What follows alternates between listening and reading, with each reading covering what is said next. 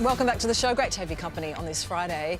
Now, when you consider tying the knot, most of us think about the happiness that comes with wanting to commit to a long-term relationship through marriage. There are, of course, ups and downs, but our next guest says there is something else you need to seriously consider: the in-laws.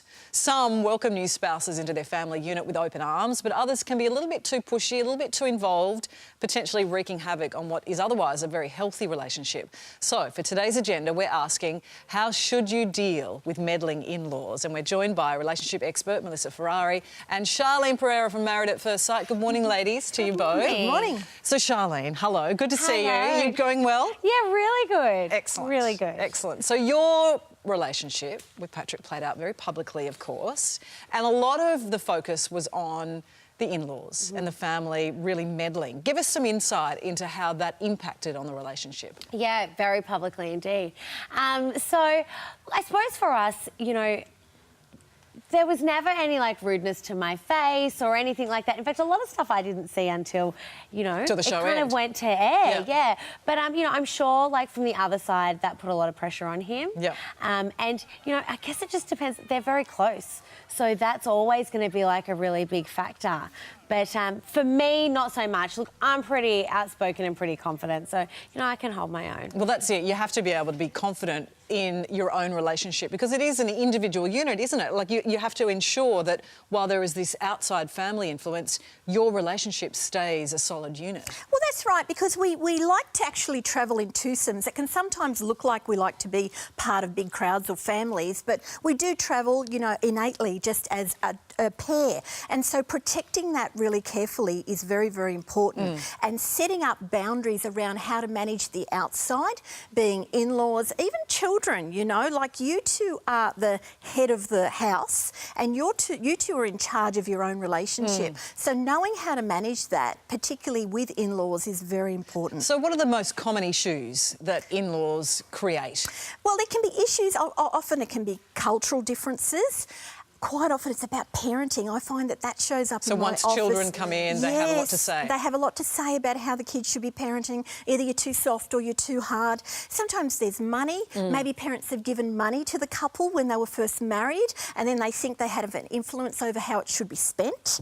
And so all of those kind of issues, they're quite endless how many can come up, and they can really create a lot of havoc in a relationship. And it does create problems where, I mean, you say that you are very confident and you can speak your own mind, but you have to be careful that you don't put your partner offside by speaking against or ill of their mother or their father, because that can really offend. Absolutely. And I think you want a partner that has your back, so to speak. Yeah, you know, exactly. I think making sure you're ready to actually meet the family, your relationship is at that point is key. But yeah, I guess you really want to know that they've kind of got your back. Exactly. And entering into any relationship, it's really important if, as a couple, you can set up that idea that I'm going to have your back, I'm going to take care of you. I know mum or dad can be difficult sometimes, but I'm going to make sure I'm looking out for you whenever we're managing them. It's kind of like, how do we as a couple manage the in-laws? I love it, you manage the in-laws. Yeah. I love it, you've got to control it. Yeah. But why do we feel so comfortable? Obviously, the obvious reasons that we do with our own parents. If they're offending us or whatever, we can say, hey, come on, back off. But with the in-laws, you do have to be so cautious. Well, you do, because you don't know them as well and you haven't grown up, and your own family have shaped you psychologically, so you've got those little nuances that are the same. But with in-laws, you're the outsider coming in, and so the couple needs to create, actually, we're the insiders, we're the couple, we're in a new family. You've left your old family and we're here creating a new family. And so it's really important that couples do have that kind of incentive to say, how do you and I, let's have some little cues if there are problems that says, it's time to leave, or shouting out dinner's ready when you might be on the phone to the mother-in-law or father-in-law and it's getting a bit long-winded. So having some things between you as a couple already devised so that you know what to do next time you're in a pickle. Yeah, exactly. Well, we've asked our viewers for their views and we've had some wonderful feedback actually from you. Shari says, have nothing to do with them and life will be sweet.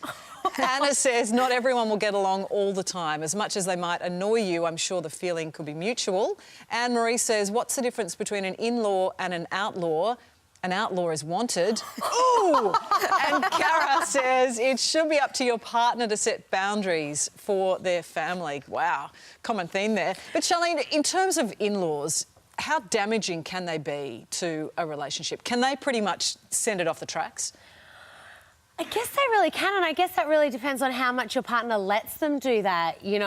I think, and I just talk about the partner the whole time because, you know, their parents are their parents and that relationship is what it is and has been for years. So, yeah, you really just kind of need your partner to support you and know that you two have got each other in this. So will you then, in future relationships, in light of your experience, will you really have that as a factor to consider in the back of your mind about how much of an influence the in-laws might have on your partner? I mean, yes, family is very important to me. So, you know, making sure that that works is really key. Yeah. And it takes care of everybody too, I think, that if you do devise a way of, as a couple, being with everybody else so that it's comfortable for them as well as comfortable for you, because many things could be influencing what's going on anyway. So what do you then say, Melissa, to... OK, that's how the couple should deal with it. Yep. What about to the in-laws? What's your advice to the mothers-in-law, the fathers-in-law? What do you tell them? Well, I think it's time to maybe let go a little bit, you know. They have grown up and they're in their own family. As much as that can be harder, even for some, get some professional help if that's really difficult, because for many it can be. Also, you've got your own bucket list, you know, tick off your own bucket list and do some of the things that you've wanted to do. Focus on maybe your own life. Exactly, exactly. Do some of those things that you've always wanted to do. It's such a great opportunity to do that now.